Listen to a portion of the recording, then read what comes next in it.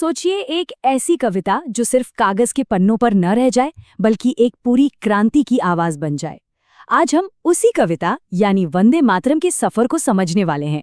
हम इसकी पूरी कहानी जानेंगे और देखेंगे कि आजाद भारत में इसकी विरासत इतनी जटिल क्यों है। और ये समझना इसलिए भी जरूरी है क्योंकि 2025 में इस कविता को लिखे हुए 150 साल पूरे हो जाएंगे।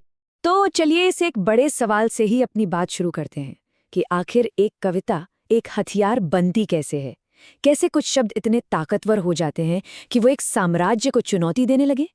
यही वो सवाल है जो आज की हमारी इस पूरी चर्चा की नींव रखेगा। तो इस कहानी की शुरुआत होती है एक शख्स से, एक ऐसा इंसान जो आप कह सकते हैं दो अलग अलग दुनियाओं में जी रहा था। आइए सबसे पहले इस गीत के जन्म और इसे लिखने वाले की उस दोहरी पहचान को ही समझते हैं। ये शख्स थे बंकिम चंद्र चटर्जी और उनका जीवन सच में एक पहेली जैसा था। सोचिए, दिन के उजाले में वो ब्रिटिश सरकार के एक बड़े अफसर हैं, एक डिप्टी कलेक्टर, उसी सिस्टम का हिस्सा जो भारत पर राज कर रहा था।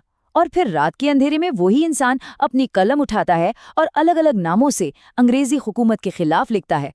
मतलब वो उसी डाल पर बैठे थे जिसे वो काटना चाहते थे। कितना बड़ा विरोधाभास है।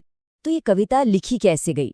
बात है करीब 1874 की। बंकिम चंद्र चटर्जी एक ट्रेन में सफर कर रहे थे। जरा उस दौर को समझिए। 1857 की क्रांति को हुए 15-20 साल हो चुके थे। देश में ना एक नई तरह की एक राजनीतिक बेचैनी सी थी, एक नई चेतना जाग रही थी और चटर्जी इन सब चीजों को बहुत गहराई से महसूस कर रहे थे। ट्रेन की खिड़की से बाहर उन्होंने बंगाल के हरे भरी खेत देखे। शस्य श्यामलाम जैसा उन्होंने लिखा, मतलब लहलहाती फसलों से हरी भरी धरती। लेकिन उस खूबसूरती को देखकर उन्हें खुशी नहीं हुई, बल्कि उनके दिल में एक तेज दर्द, एक वेदना उठी। उन्हें लगा कि इतनी सुंदर, इतनी अमीर धरती पर है तो गुलाम। और बस राजनीतिक गुलामी का वो दर्द उनके अंदर से एक कविता बनकर फूट पड़ा। कहते हैं कि उन्होंने उसी वक्त उसी ट्रेन में ये पंक्तियां लिख डाली थी। तो कविता तो लिख दी गई, लेकिन एक डायरी में या कागज के टुकड़े पर लिखी कविता एक पूरे देश का नारा कैसे बनी? चलिए अब इस सफर के अगले पड़ाव पर चलते हैं, जहां ये कविता एक हथियार में तब्दील हो गई। एक ऐसा हथियार जिससे स्वतंत्रता सेनानियों ने अपना युद्ध घोष बना लिया।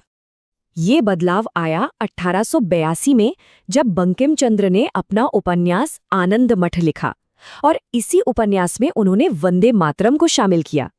इससे हुआ ये कि कविता को एक मकसद मिल गया, एक कॉन्टेक्स्ट मिल गया। उपन्यास की कहानी 1770 के सन्यासी विद्रोह के इर्द गिर्द बुनी गई थी। ये एक तरीका था सीधे सीधे ब्रिटिश सरकार पर हमला किए बिना उनकी आलोचना करने का। और ये किताब इतनी असरदार साबित हुई कि इसे क्रांतिकारियों की गीता कहा जाने लगा। देखिए, आनंद मठ ने एक बहुत बड़ा काम किया।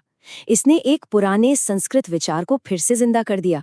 जननी जन्मभूमिश्च स्वर्गादपि गरीयसी, मतलब अपनी माँ और अपनी मातृभूमि स्वर्ग से भी बढ़कर हैं।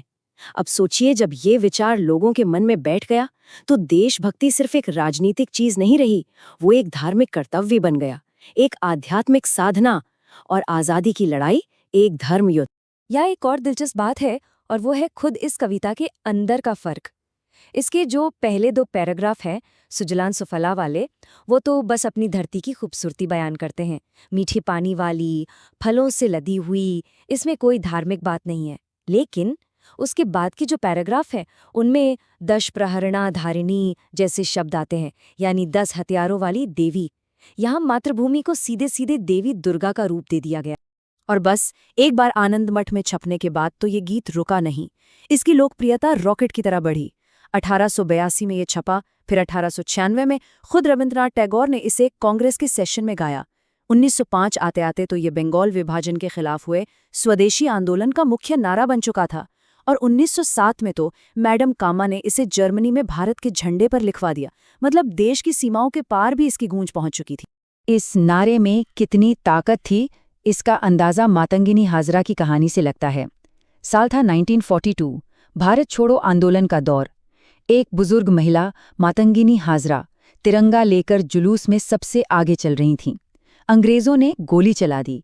गोली लगने के बाद भी वो गिरी नहीं, आगे बढ़ती रहीं और उनके मुंह से जो आखिरी शब्द निकले वो थे वंदे मातरम। इस एक घटना ने इस गीत को सिर्फ एक नारा नहीं बल्कि बलिदान का सबसे बड़ा प्रतीक बना दिया। लेकिन कहानी में अब एक बड़ा मोड़ आने वाला था। आज़ादी की मंजिल जैसे जैसे करीब आ रही थी, एक नया और मुश्किल सवाल खड़ा हो गया। सवाल ये था कि क्या ये गीत एक आज़ाद और अलग-अलग धर्मों वाले भारत के लिए सही है? और यहीं से एक बड़ी राजनीतिक बहस की शुरुआत हुई। ये बात है 1937 की। जिस वजह से ये गीत इतना शक्तिशाली बना था, यानी इसका देवी दुर्गा से जुड़ाव, वही अब विवाद का कारण बन गया। ऑल इंडिया मुस्लिम लीग जैसे राजनीतिक दलों ने इस पर आपत्ति जताई। उनका कहना था कि ये जो देवी की पूजा वाली बात है, वो इस्लाम के सिद्धांतों के खिलाफ है और ये एक मिलीजुली आबादी वाले देश की एकता के लिए ठीक नहीं है। तो अब इस मुश्किल का हल कैसे निकाला गया? देखिए, एक प्रोसेस फॉलो किया गया। सबसे पहले मुस्लिम लीग ने अपनी आपत्ति दर्ज कराई। फिर उस समय के कांग्रेस अध्यक्ष सुभाष चंद्र बोस ने सलाह के लिए रविंद्रनाथ टैगोर को खत लिखा। टैगोर ने जवाब में ये बात साफ की कि हाँ, कविता के बाद वाले हिस्से वाकई में देवी दुर्गा की वंदना है और शायद एक ऐसे देश के लिए जहाँ सब धर्म के लोग हैं, ये ठीक न हो। तो फिर एक बीच का रास्ता निकाला गया। गांधी जी के समर्थन से कांग्रेस ने तय किया कि आधिकारिक तौर पर सिर्फ पहले 2 पैराग्राफ ही अपनाए जाएंगे, जिनमें कोई धार्मिक प्रतीक नहीं है। चलिए, अब थोड़ा फास्ट फॉरवर्ड करके आज के दौर में आते हैं। आज इस गीत की क्या हैसियत है? यहीं पे हमें एक और विरोधाभास देखने को मिलता है। सम्मान तो बराबर का है, लेकिन दर्जा क्या वो भी बराबर है? आइए समझते हैं। तारीख थी 24 जनवरी 1950। भारत का संविधान लागू होने से ठीक 2 दिन पहले संविधान सभा के अध्यक्ष डॉक्टर राजेंद्र प्रसाद ने एक ऐतिहासिक घोषणा की। उन्होंने कहा कि जनगण मन हमारा राष्ट्रगान होगा, लेकिन साथ ही उन्होंने ये भी जोड़ा कि वंदे मातरम को भी उतना ही सम्मान दिया जाएगा और उसका दर्जा भी राष्ट्रगान के बराबर ही होगा। लेकिन यहीं पर वो बराबरों का विरोधाभास शुरू होता है। कहा तो गया कि दर्जा बराबर होगा, पर असलियत में ऐसा हुआ नहीं। देखिए, हमारे राष्ट्रगान यानी जनगण मन की सुरक्षा के लिए एक कानून है, prevention of insults to national honour act 1971।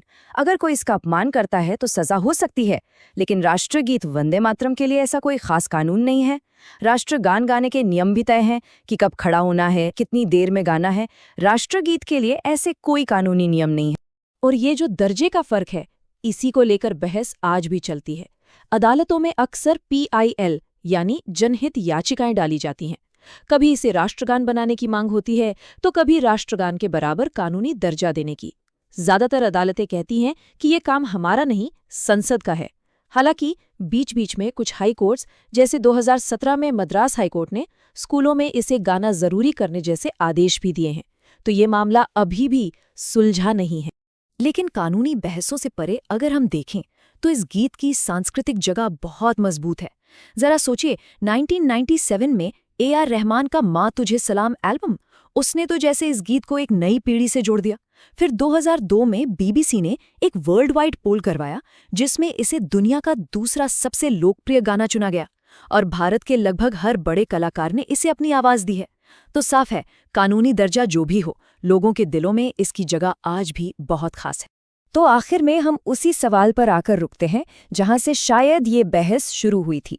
सवाल ये है कि कोई भी देश अपने शानदार क्रांतिकारी इतिहास को और अपने एक मिले जुले समावेशी भविष्य को एक साथ कैसे लेके चल सकता है। वंदे मातरम की कहानी असल में आधुनिक भारत के इसी बड़े सवाल का, इसी कश्मकश का एक प्रतीक है, और इसका जवाब शायद हम सबको मिलकर ही खोजना होगा।